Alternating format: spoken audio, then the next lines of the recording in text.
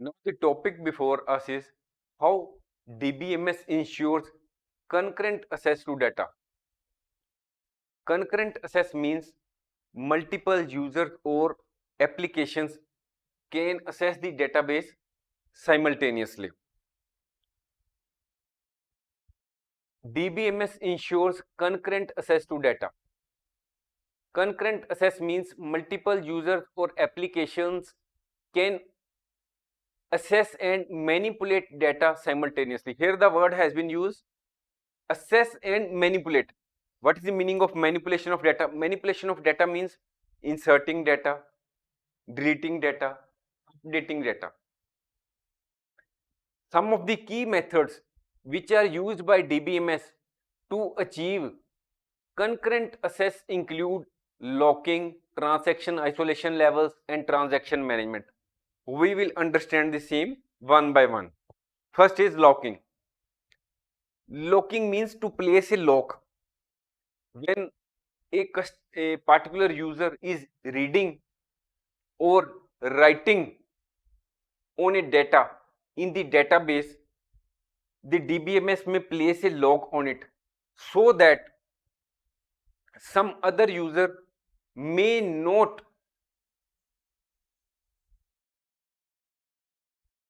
modify the data simultaneously. We will read it what is written. Locking means that when a user or process accesses a resource means data element, record, object within the database for reading or writing, the DBMS can place a lock on that resource to prevent other users or processes from modifying it simultaneously until the operation is completed. Suppose you are reading something on the database, and if there are simultaneously there may be other users, and if the other users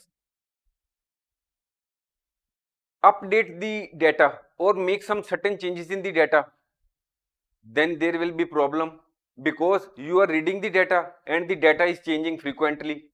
So to solve that problem, DBMS places a lock when the reading or writing is going on. So there are two types of lock in the case of DBMS for concurrent access control. First is shared lock. It is also known as read lock. And the another is exclusive lock, that is write lock. Shared lock means the reading may be done by many persons. Exclusive lock or write lock means one particular user only may write or make changes to the database to the data at one time. Another user cannot delete the data at the same time. So now we will read in some more detail. First is shared lock or read lock. A read lock allows multiple users to access a resource for reading simultaneously, but it restricts write operations on the resource while all read locks are released. Next is exclusive lock or write lock. When the write lock is there, it prevents any other user or process from accessing the resource. Here the resource means the data element or particular type of record which you have accessed for reading as well as writing.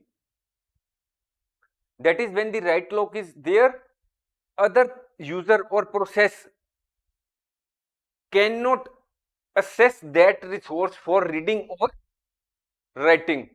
This exclusive access ensures that only the holder of the write lock can modify the resource while the lock is active. That is, only one user can make changes to the data at one particular time when the write lock is active. Only one person. Other user or processes may need to wait until the write lock is released before they can access the resource. That is, when the write lock is released, then the other users can access the same. preventing conflicts and maintaining data integrity. These logs help in maintaining data consistency and avoiding data anomalies when multiple users read or attempt to modify the same data concurrently. Concurrently means simultaneously at the same time. Now we will talk about isolation levels. In the DBMS, isolation levels define the degree to which a transaction is isolated from the modifications made by any other transaction in the database system. There are 4 types of isolation levels in the DBMS which are defined in the SQL standard, and these are read uncommitted. First question rises, what is the meaning of committed? Committed means the changes made in the database. If it is written as uncommitted, it means that the changes which have not been saved in the database. So there are 4 types of isolation levels: read uncommitted, read committed, repeatable read, and serializable. We will understand the same one by one. First is read uncommitted. This is the lowest level of isolation level, and this isolation level does not guarantee consistency in the data.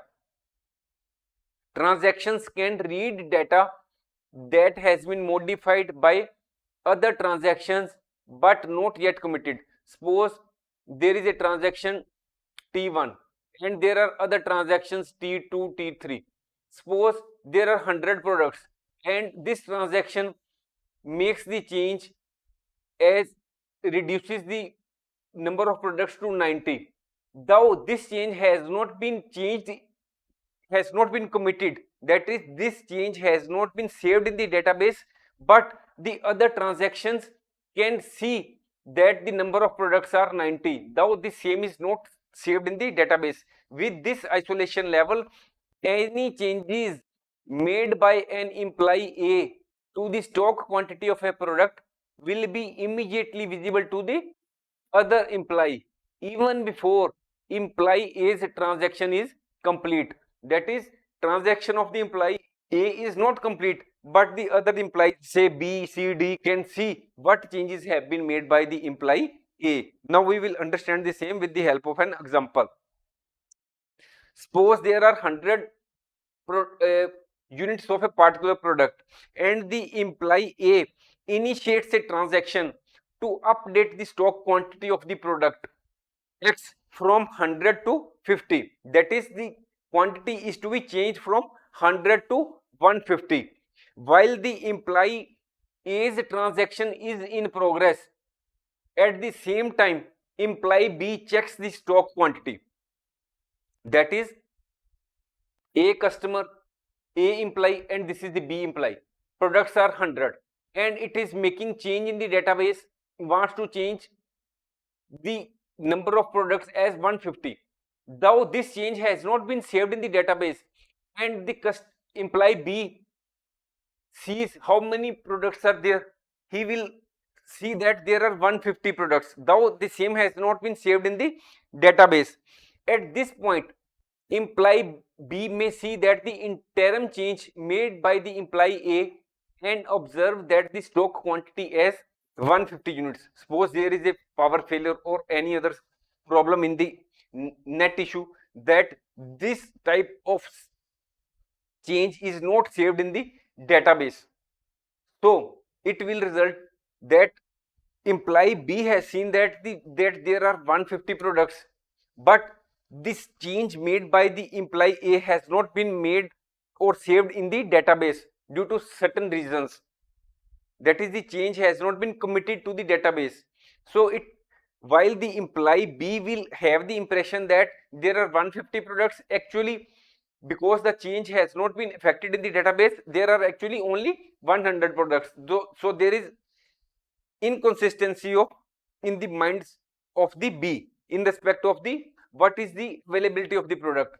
However, if implies A's transaction fails or rolled back, the stock quantity will be reverted to the initial value of 100 units, leading to a discrepancy in the employee B's observation. While the employee B will think that the number of products are 150, the actual quantity will be only 100.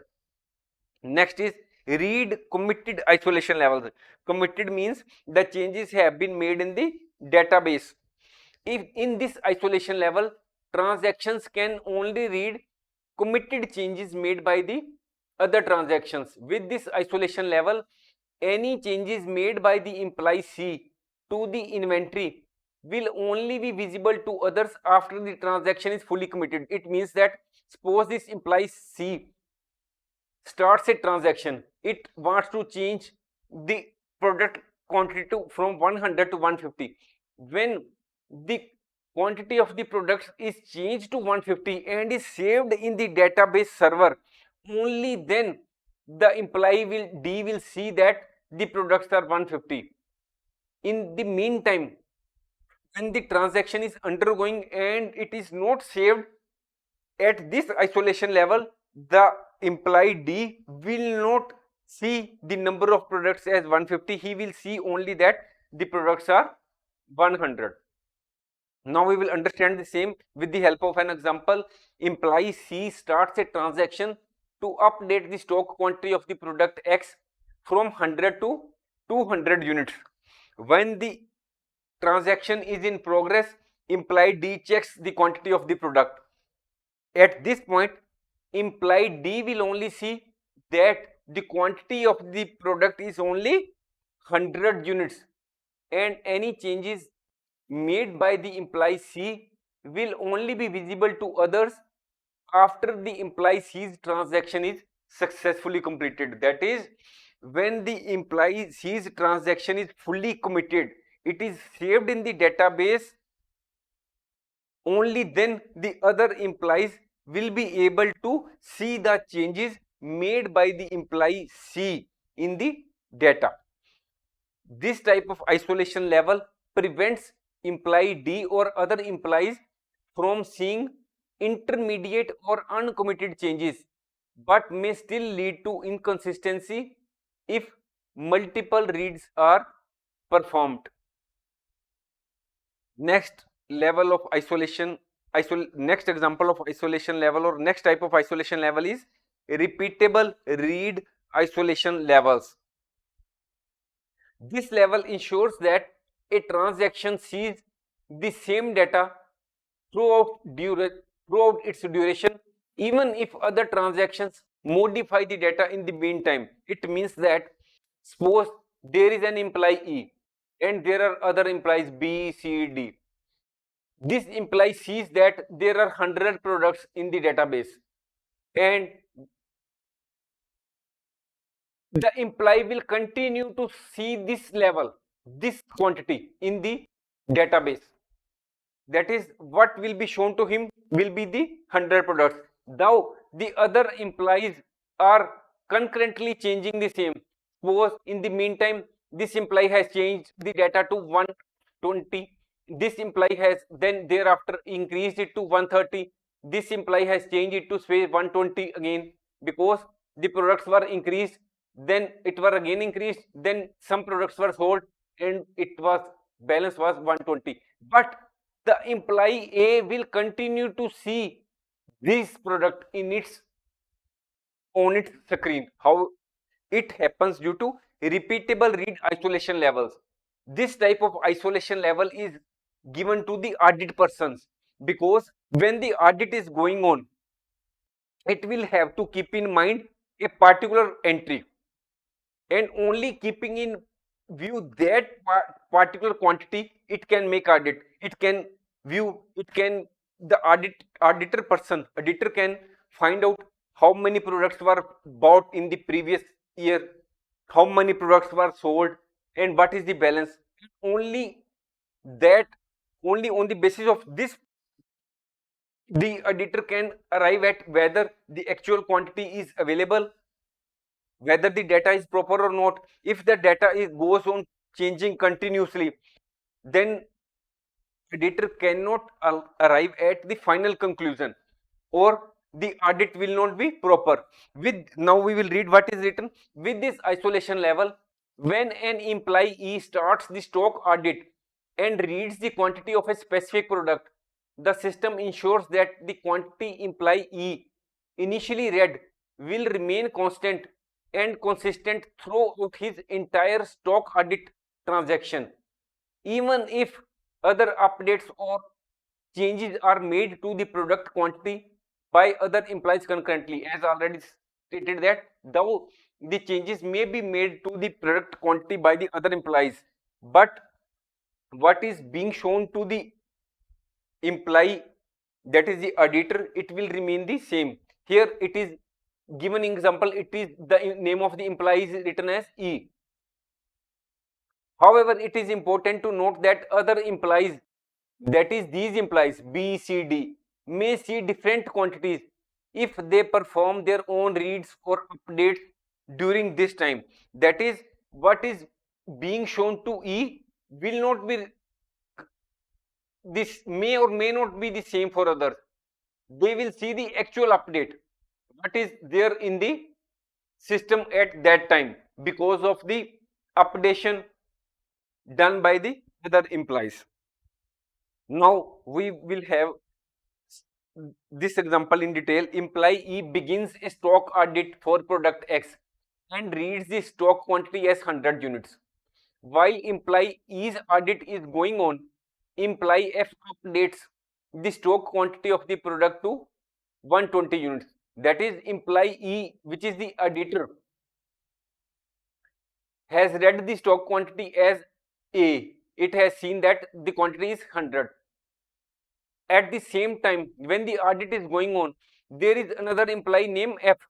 He updates the stock quantity as 120.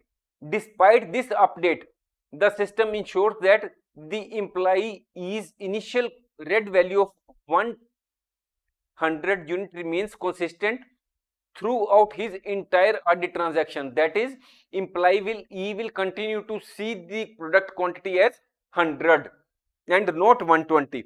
As a result, employee's audit remains accurate and avoids discrepancies in the process, even though new products may be added during the audit. Next isolation level, which is the highest isolation level, is serializable isolation level. This is the strict isolation level. This isolation level ensures that the concurrent transactions, that is simultaneous transactions, are executed as if they are executed serially one after the another. It means that suppose there are many employees or many users, say F, D, E, C, these are many users or employees which are concurrently doing many transactions at the same time to the database. So the DBMS system will ensure that suppose imply all these transactions are happening simultaneously. It will ensure that first this transaction is complete, only after that this, and only after that this. That is one after the another. It will ensure that the database system will ensure that all the transactions are happening in a serial position, a serial order. Let us read. This level guarantees the highest level of data consistency by preventing any interference or overlap between concurrent transactions. We read the same. Employee G starts a transaction to update the stock quantity of product to 180 units. That is, there are suppose 180 units of a particular product are available and employee G is wanting,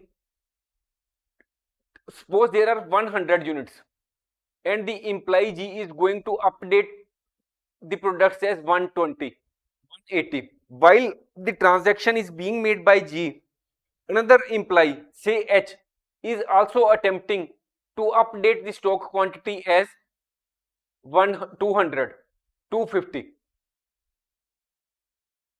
However, the system enforces serializability and prevents employee H from proceeding until employee G's transaction is completed. That is, first the DBMS system will ensure that this level of isolation level will ensure that firstly the employee G's transaction will have to be completed. Only after that employee H can execute his transaction or his transaction will be completed.